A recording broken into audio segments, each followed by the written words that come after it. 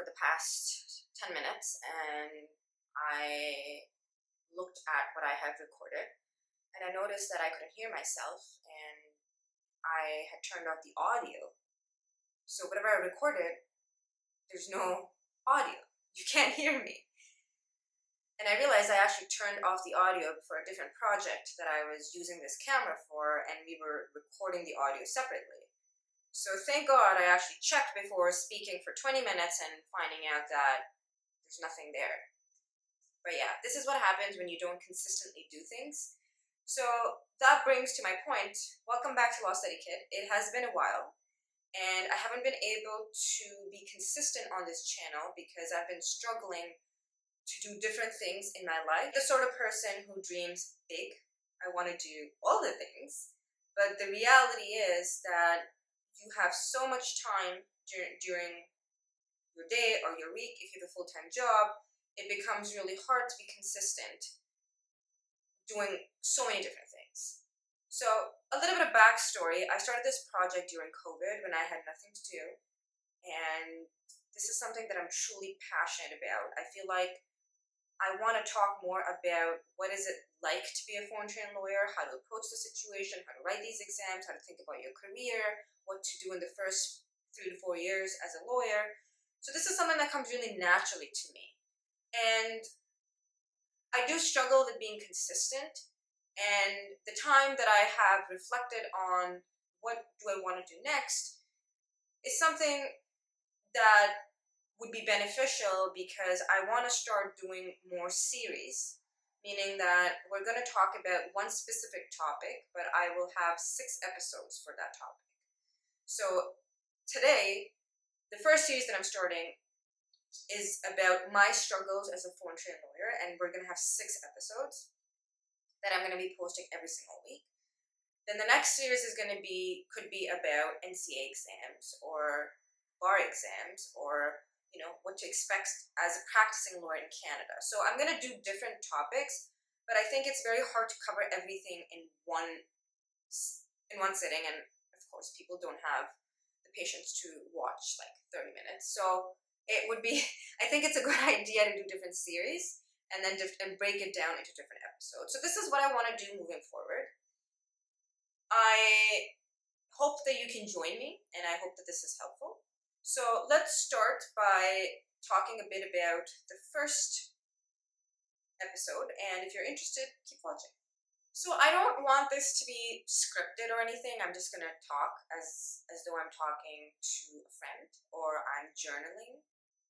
So I don't have like a script, but just, whatever's in my heart or whatever I'm feeling, I'm going to just share. So self-doubt, what do I mean by self-doubt? Self-doubt from my life and just experiences mean that everything that I do, I doubt myself in the beginning. Can I do this? Or I'm not the person who can achieve this. I have this persona of a person that is capable of achieving something, and I'm not that. So I've experienced self-doubt since I was a child. When I went to high school, when I went to law school, then I did my master's, then I did the entire licensing process, moving to Canada, moving countries. So this has been something that is a part of me, and it kind of doubled when I moved to Canada because, you're on your own, not knowing what to expect, and now you're in this process where you're supposed to kind of start from scratch. So I never knew how to overcome it or how to deal with it until the past 3-4 years. And a lot of times I had these moments where I would just be like, I don't think I can do this. I don't know who does this, When I was doing my NCA exams, when I took the bar exams, I was just like, how on earth do people do this? I'm just not made to do this, I'm not good at, so for example, with the bar exams, I remember in high school, we had these multiple choice questions. So I did A-levels and O-levels, which is UK-based education. A lot of my exams were multiple choice questions, and I do remember not getting like, if there are like 10 multiple choice questions, I would get 3. I would get 8 wrong and maybe 3 correct. So during the bar exams, I was just like, well, I'm not that person who understands multiple choice questions, you know? But then I ended up doing it and I ended up passing these exams. So, you know, as a student and as someone who went through this process, I doubted myself so many times. Can I pass these exams? Bar exams, people would say that they would fail like 3 or 4 times until, like, I would be like, oh, if people can fail 5 times or whatever, however many times, how can I be passing them? When it came to searching for jobs, I graduated during COVID and I was like, well, I've spent years of my time and money on this career, and all of a sudden things have shut down. How am I ever going to get a job? It's just, I constantly doubted myself. And I think that if you are a foreign lawyer, this experience is something that is more, I think you can relate to it because there's this always doubt that you're not from here. You're not from this country, so maybe you've missed out, or you don't know how to do certain things, or maybe you've just been, maybe people like you don't end up making it, you know. And I came to Canada without knowing what to do. I didn't have a clear path. I didn't know what my direction was, and I just kind of saw things happening and had people around me at the time who were a good support. And so I just went with the flow and I saw things and I'm like, okay, this is what I want, but I never really had a plan. I never really knew exactly because there's doubt all the time. So my my thought process behind sharing this is not to kind of be like, oh, you know, doubt yourself, or like you should also be like this, but it's just, I don't know, people, when you see people in this field, they come off as very confident and have their shit together. And sometimes I do too. Actually, not sometimes, all, like most of the times, you know, when people meet me in person, they think I have my shit together, which I do. But I always have doubted myself. I continue to, even now at my workplace or projects that I'm taking on. But now I've sort of come up with strategies and techniques on how to overcome it. And this is going to be my next part, which I'm going to talk about. Something that I experienced over the past 2 to 3 years. All the projects that I took on at work, sometimes in real life as well, people that I met, people who I've been close with, people who left my life, new people came in, new career opportunities came in, and I started to notice a pattern. The pattern that I noticed was that every time I would start something new at work, or start a new friendship or a new relationship, or when things didn't work out on a specific project or with a specific friend or with a specific person, my first reaction would be, this is not, I can't do this. Like, what am I supposed to do now?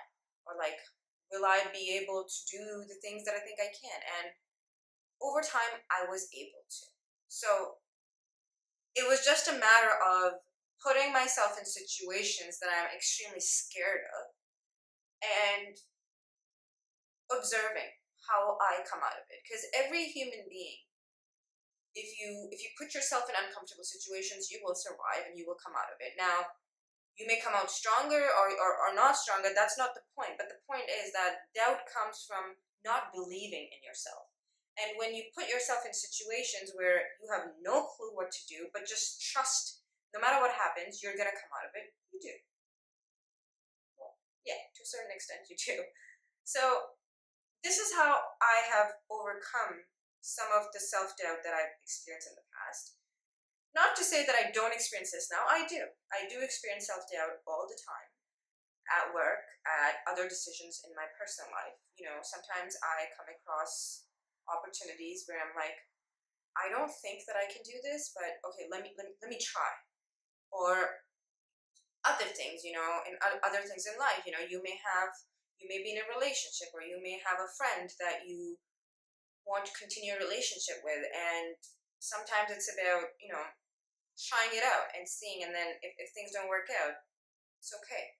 So the point is that even with this Lost Etiquette project, I have experienced a lot of self doubt because, I started this at a time where I had nothing to do and then managing it.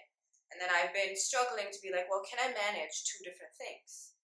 And sometimes I have this motivation where I'll show up and do things, and then other times I don't, and then that's why I'm not here. So it has taken a while, but I've sort of come to this conclusion that there are only certain things that you can do. You need to show up, and the rest nobody can control. So as a foreign trained lawyer, if you experience self-doubt, can I write these exams? Can I pass them? Show up, try it. Should I be doing this? Who knows? You ask people this question, but you may ask yourself, but the real growth and real, I guess, overcoming obstacles come from actually doing things. You don't get a job, okay, do something that you're passionate about.